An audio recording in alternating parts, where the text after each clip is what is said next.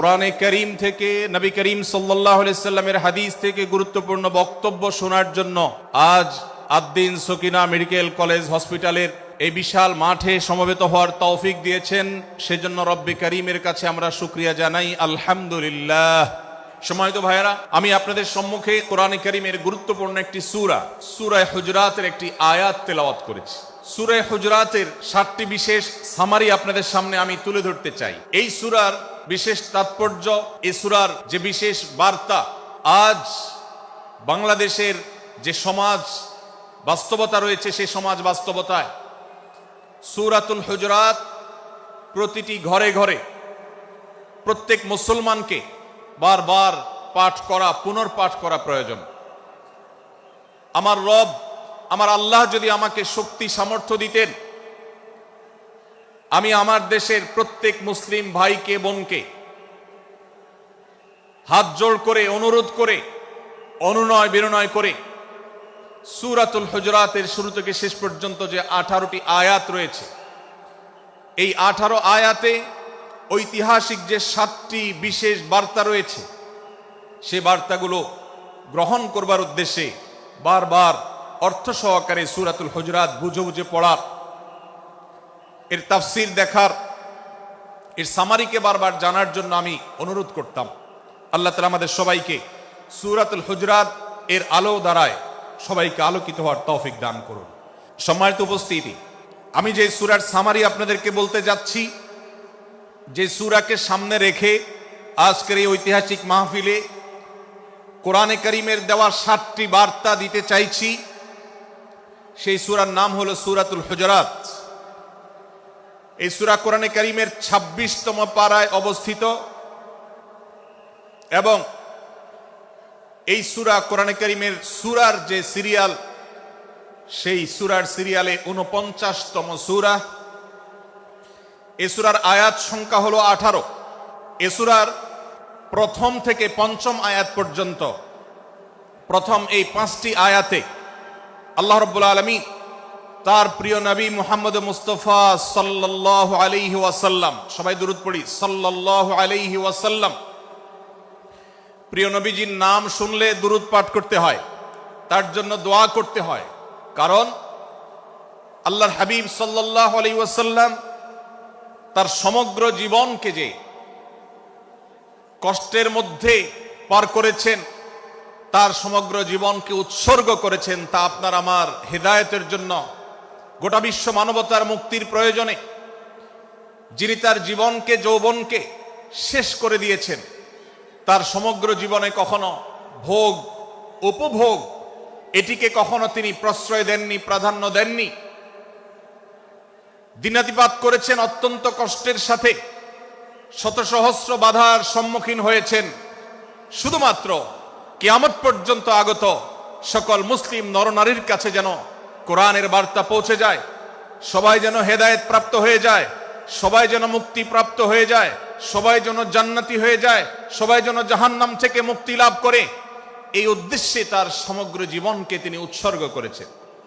আমাদের হেদায়েতের জন্য, আমাদের কল্যাণের পথে আহ্বানের জন্য, আমাদের জান্নাতে নেওয়ার জন্য, যার সমগ্র জীবনে কখনো ভোগ উপভোগকে প্রশ্রয় দেননি, কষ্টে নিপতিত হয়েছেন, তিনি চাইলে মক্কার রাজত্ব করতে পারতেন, তিনি চাইলে মক্কার সবচেয়ে ভোগী মানুষ হতে পারতেন, কিন্তু সেটা না করে তিনি যে ত্যাগের দৃষ্টান্ত স্থাপন করেছেন, প্রিয় নবী মুহাম্মদ সাল্লাল্লাহু আলাইহি সাল্লামের সেই অবদানের স্বীকৃতি স্বরূপ আমরা তার নাম যখনই শুনবো সাল্লাল্লাহু আলাইহি সাল্লাম বলে তার প্রতি আল্লাহর রহমত যেন, অনুগ্রহ যেন নাজিল হয়, সেজন্য দোয়া করব।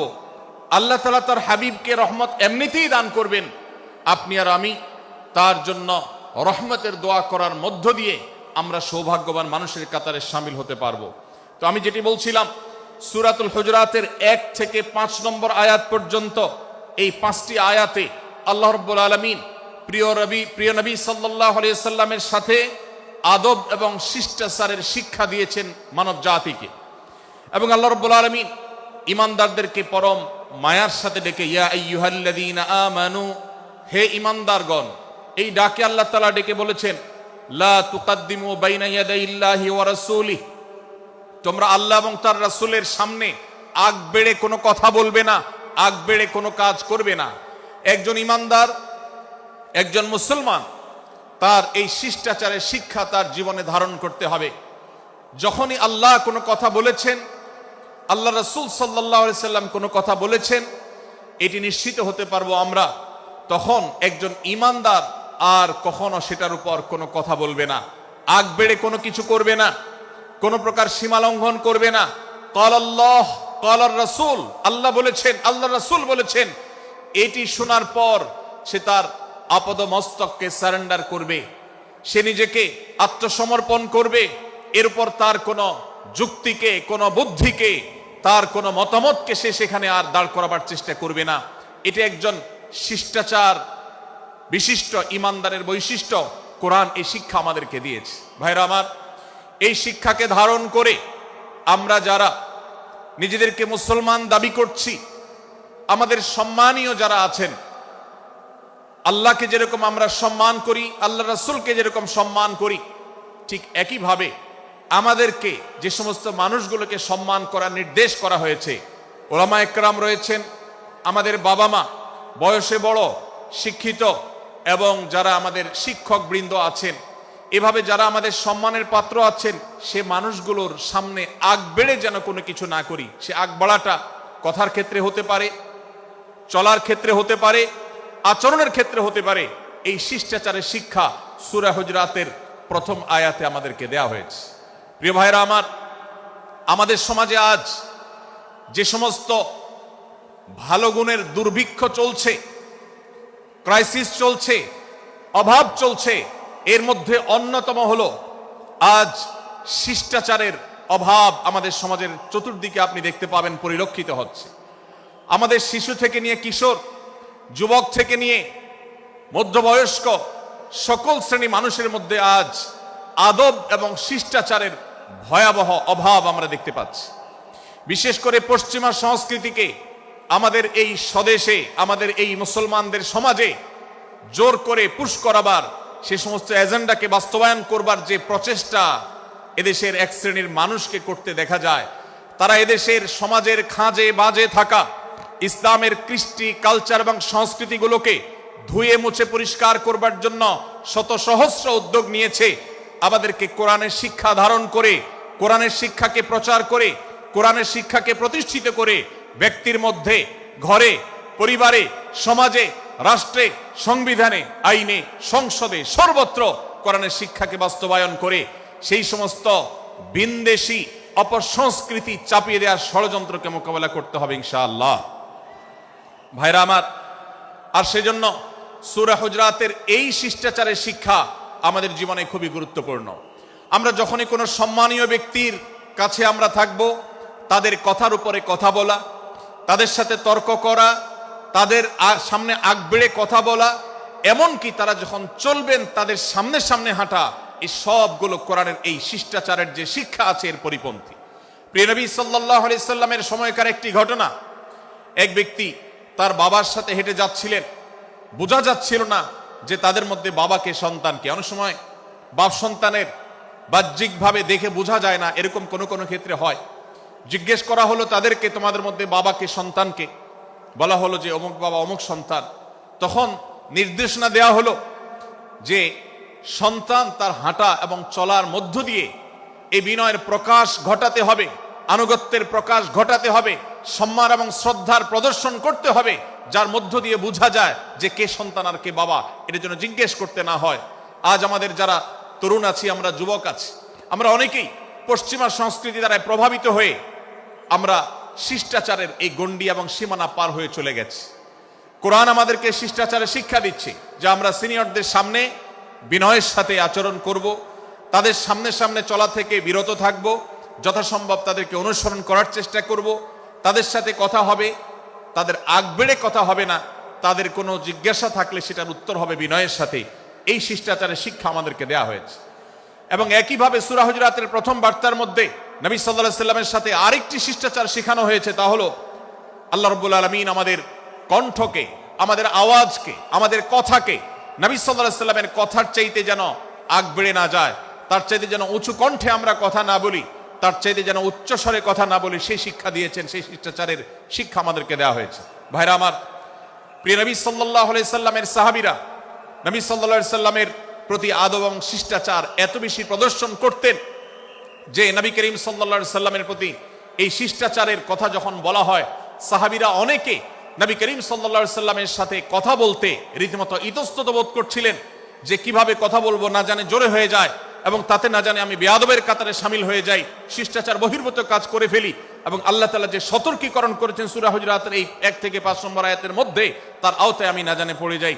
তখন সাহাবায়ে কেরাম বিনয় এবং বিনম্রতা অবলম্বন করেছেন এবং তারা একরকম বিপাকে পড়ে গেছেন। এতটা তারা সভ্য ছিলেন, এতটা তারা নম্র ছিলেন, এতটা তারা বিনম্র আচরণ করতেন নবীজির সাথে। ভাইরা আমার, এই বিষয়টিও আমরা শুধুমাত্র আমাদের প্রিয় নবীজির জন্য নয়, এটি আমাদের মা বাবা, আমাদের সম্মানের পাত্র যারা আছেন, আমাদের বয়সে যারা সিনিয়র আছেন, তাদের সামনে কথা বলার সময় আমরা মেনটেন করে চলবো। অর্থাৎ আমরা উচ্চ কণ্ঠে তাদের সামনে কথা বলবো না।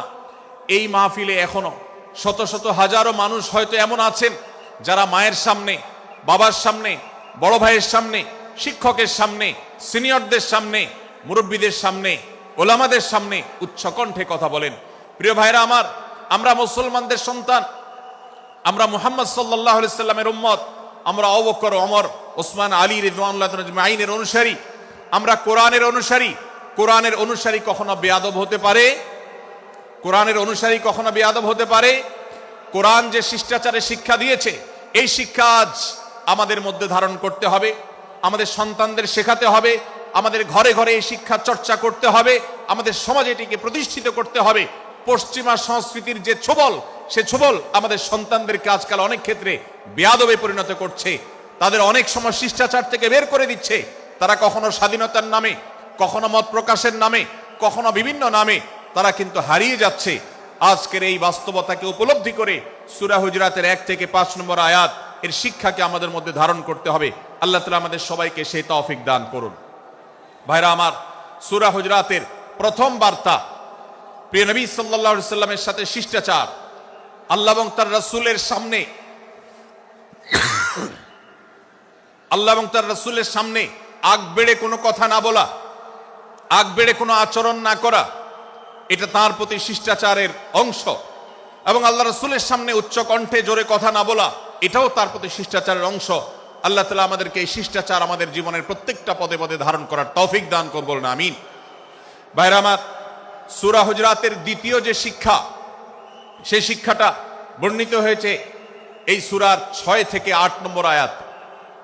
6 থেকে 8 নম্বর এই আয়াতের মধ্যে আল্লাহ রাব্বুল আলামিন আমাদেরকে দ্বিতীয় শিক্ষা দিয়েছেন, ঈমানদার কখনো কোনো কথা বলার আগে সেই কথা সত্য কিনা, বাস্তব কিনা সেটি যাচাই বাছাই না করে বলবে না। ঈমানদার কখনো গুজবে কান দিবে না। ঈমানদার কখনো শোনা কথার উপরে ভিত্তি করে কোনো সিদ্ধান্ত গ্রহণ করবে না। এই শিক্ষাটাও আজকের বাস্তবতার আলোকে আমাদের সমাজের জন্য অত্যন্ত গুরুত্বপূর্ণ এবং প্রয়োজনীয়। প্রিয় ভাইরা আমার, আমাদের চতুর্পাশে যদি আমরা তাকাই, আমরা দেখতে পাবো সোশ্যাল মিডিয়াতে, ফেসবুকে আজকাল কোনো তথ্য উপাত্ত পেলে সেটার পরখ করা ছাড়া, যাচাই বাছাই করা ছাড়া, সত্য অসত্য নিরূপণ করা ছাড়া আমরা অনেকে সেটার প্রচার প্রচারণা নেমে যাই। আমরা অনেকে সেটার শেয়ার দেওয়া শুরু করে দেই। আমরা অনেকে এটার উপর ভিত্তি করে অনেককে নিন্দা মন্দ করা শুরু করে দেই। এমনকি আজ আমরা যেই জায়গায় দাঁড়িয়ে আছি, বাংলাদেশের যে সামাজিক বাস্তবতা, সেই বাস্তবতার আলোকে বলা যায় অনেক সময় অনেক ব্যক্তিকে সমাজে মিডিয়ার মাধ্যমে নানাভাবে হয়রানি করে তাকে খারাপ মানুষ হিসাবে, কালপ্রিট হিসাবে দেখানো হয়, অথচ তার দোষ, যে সমস্ত দোষের কথা তাকে বলা হয়, যে সমস্ত দোষে তাকে দোষী বানানো হয়, সে সমস্ত দোষ থেকে তিনি শত সহস্র গুণ পবিত্র এবং পরিচ্ছন্ন। ভাইরা আমার, আজকের এই বাস্তবতায় আমাদেরকে বিশেষ করে লক্ষ্য রাখতে হবে যে আমরা যেই কোনো মূল্যে, যেই কোনো ভাবে যেন কোনো প্রকার গুজবে কান না দেই, আমরা যেন গুজব থেকে বেঁচে থাকি। আল্লাহ তাআলা আমাদেরকে তৌফিক দান করুন।